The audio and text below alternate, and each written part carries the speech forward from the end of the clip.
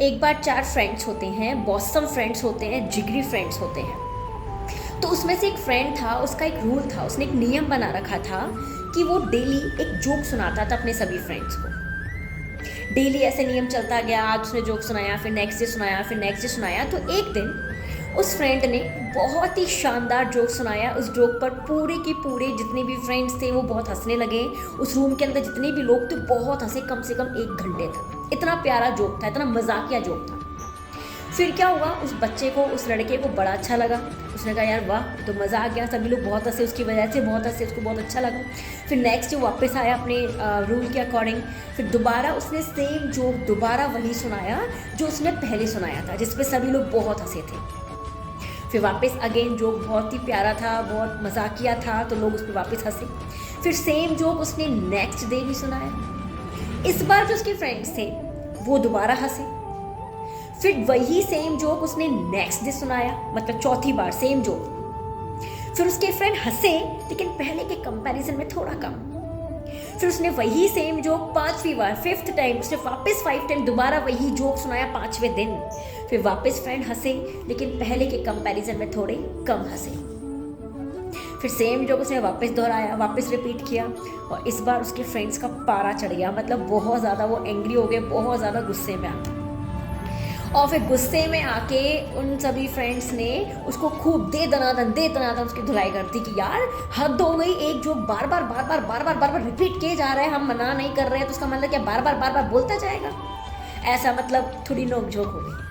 फिर उस फ्रेंड ने जो डेली जोक सुनाता था, फिर उस फ्रेंड ने क्या जवाब दिया उसे आप ध्यान से सुनिएगा। उस फ्रेंड ने कहा, जब तुम लोग मेरा जो जोक है, जो मैंने सबसे बेस्ट जोक सुनाया था, तकरीबन तुम 1 घंटे हंसे थे, वो जोक जब मैंने दोबारा सुनाया, फिर दोबारा सुनाया और दोबारा सुनाया, आज मेरी तुमने ये हालत कर दी कि तुम अब जोक पे हंस नहीं रहे, तुम मुझे मार रहे हो। सेम जब तुम रात को मेरे घर पे आके अपने जीवन का जो दुख दर्द है बार बार सुनाते हो, जब एक जोक पे तुम बार बार हंस नहीं सकते, तो तुम एक दुख को बार बार रियलाइज करके, बार बार याद करके रोते क्यों हो? इससे जीवन की बहुत ही बड़ी सीख मिलती है कि जब हम इंसान एक अच्छा सा जोक जिसमें हम हंसते हैं, एक ही जोक को बार बार रिपीट कर बोर हो जाते हैं या थक जाते हैं, फिर उस रिपीटिशन को बार बार सुन नहीं पाते हैं, तो हमारा जो लाइफ है उसमें जो दुख चल रहा है या कोई भी प्रॉब्लम चल रही है, उस प्रॉब्लम को बार बार सोच कर, जो पास्ट में बीत चुका है, भूतकाल में बीत चुका है, तो बार बार सोच कर दुखी क्यों होते हैं?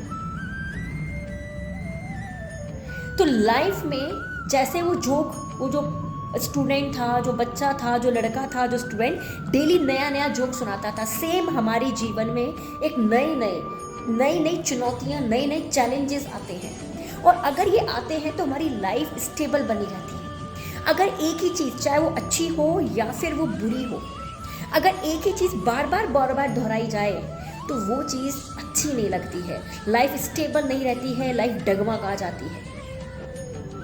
तो इसीलिए आपकी भी लाइफ में, हम सभी के लाइफ में, जब तक हमारा जीवन है, बार बार स्ट्रगल आएगा, चेंज हो के आएगा।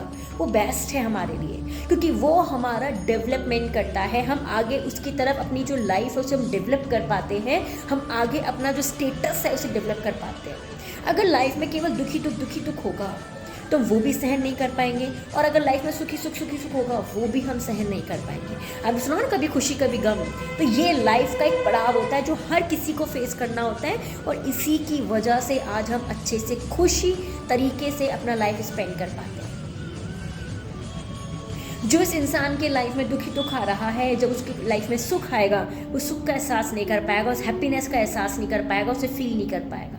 अगर किसी की लाइफ में दुख है ही नहीं, केवल सुखी सुख है, तो उसे लाइफ में इमोशंस, इनकी कदर नहीं होगी, वो दुख फील नहीं कर पाएगा, लोगों का दुख फील नहीं कर पाएगा, काइंड नहीं हो पाएगा। इसलिए अप्स एंड डाउन आना, उतार एंड चढ़ाव आना लाइफ का एक पार्ट है।